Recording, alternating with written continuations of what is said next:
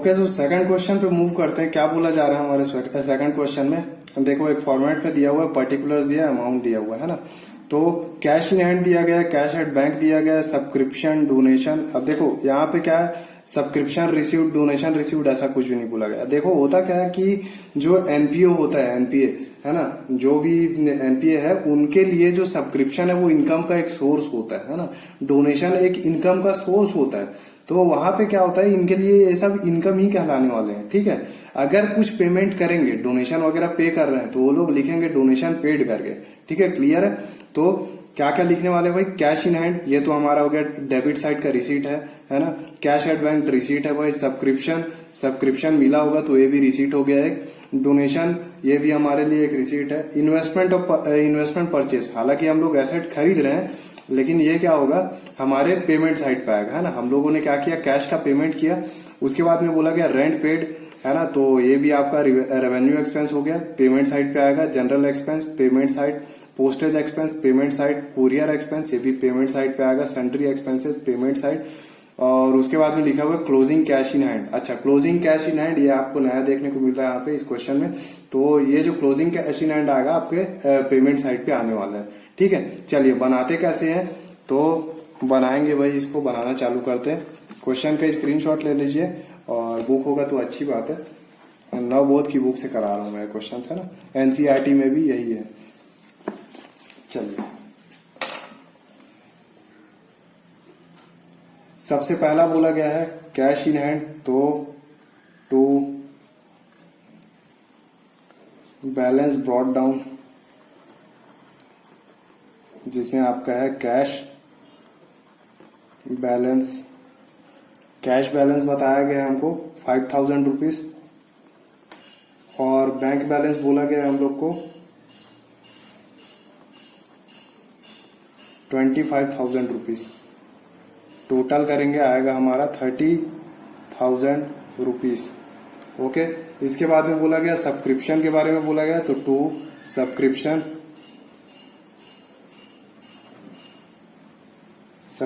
बोला गया हमको 35,000 रुपीज, सॉरी 1,65,000 रुपीज बोला गया, 1,65,000 rupees. Then after that donation, two donation बोला गया हम लोग को 35,000 रुपीज, है ना। ये सारी जितने भी चीजें थी ये सब आपके रिसीट साइड के अमाउंट्स है। उसके बाद में पेमेंट साइड पे आते हैं बाई इन्वेस्टमेंट परचेस, एक पेमेंट हुआ इन्वेस्टमेंट परचेस आपका हो गया 80,000 रुपीज। उसके बाद में रेंट पेड, तो बाई रेंट आपका हो गया 20,000 रुपीज। उसके बाद में है general expense, by general expense. देखो एक्सपेंस लिखा हुआ है, सीधा आप लोग उसको उठा के पेमेंट में ही फेंकना है, 21,500। उसके बाद में पोस्टेज एक्सपेंस, तो ये पोस्टेज एक्सपेंस आपका आएगा 2,000 रुपीज पेमेंट साइड पे। उसके बाद में है कोरियर एक्सपेंस,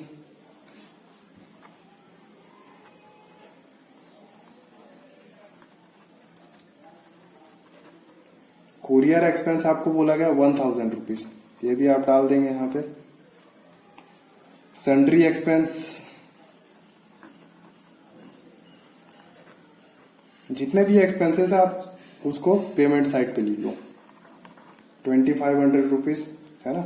उसके बाद में by closing cash in hand, मतलब बाय बैलेंस कैरिड डाउन करोगे, है ना। ये जो लास्ट का बैलेंस आ रहा है वो है आपका, ठीक है, जो कि आपके अगले साल पे जाने वाला है। ठीक है, इसीलिए हम लोग इसको क्या करते हैं, पेमेंट साइड पे लिखते हैं। ये वो बैलेंस है जो आपके अगले साल के लिए कैरी फॉरवर्ड हो रहा है। ठीक, तो ये क्या हो जाएगा, इसमें आप लिखोगे कैश बैलेंस, है ना। तो कैश बैलेंस तो पहले से ही दिया हुआ है ना। क्लोजिंग कैश इन हैंड दिया गया 12,000 रुपीज। इसके अलावा हम लोग को क्या निकालना पड़ेगा, बैंक बैलेंस निकाल के लाना पड़ेगा, है ना। तो यहां पे लिखेंगे भाई बैंक बैलेंस है ना, यही आपका आंसर निकल के आने वाला है। देखो कैसे करेंगे, डेबिट साइड का टोटल और पूरे क्रेडिट साइड का टोटल, क्रेडिट साइड के टोटल में कैश वाले को भी आप जोड़ोगे, है ना। तो कैसे कैसे निकल के आता है भाई, ऐड करके देख लेते हैं एक बार। ये हो गया 1,65,000, 35,000 हो गया 2 लाख और 2,30,000 रुपीज हो गया यहाँ पे। तो इधर का अमाउंट आ रहा है आपका 2,30,000 और इधर साइड में 80,000, 1 लाख हो गया 1,21,500, 1,23,500, 24,500। उसके बाद में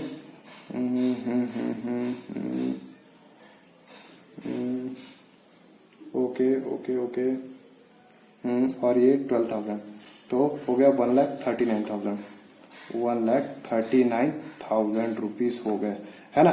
तो यहाँ का टोटल आ रहा है, कम आ रहा है, मतलब बैलेंसिंग फिगर इधर ही निकलने वाला है ना। तो इसको सब्ट्रैक्ट कर देते हैं भाई, कितना आता है हमारा डेबिट साइड का बैलेंस और क्रेडिट साइड का बैलेंस। तो सबसे पहले तो आप अमाउंट लिख लो। देखो टोटल करते टाइम आप पेंसिल का यूज करो, है ना। उसके बाद में मिटा देना, जब काम हो जाएगा आपका तब उसको क्या करोगे, मिटा देना आप। तो 1,39,000 यहीं पे ही माइनस कर लो भाई। आपका कितना आता है टोटल, टोटल अमाउंट आप इधर लिखोगे 0 0, उसके बाद में यहाँ पे भी हो जाएगा आपका 0, तो 230 में 139 जाएगा, आपका हो जाएगा 91,000, ठीक है, 91,000 रुपीज। ये आपका आ गया bank balance and this will be your answer, है ना। यही वाला आपका आंसर है 91,000 रुपीज। यही तो पूछा था ना आपको, बैलेंसिंग फिगर, है ना। तो 0 0 0 और यहाँ पे 2 और 1 3 हो गया और 9 और 10 हो गया, मतलब कितना हो गया 1,03,000 रुपीज। और टोटल कर दोगे यहाँ पे भी 2,30,000 रुपीज,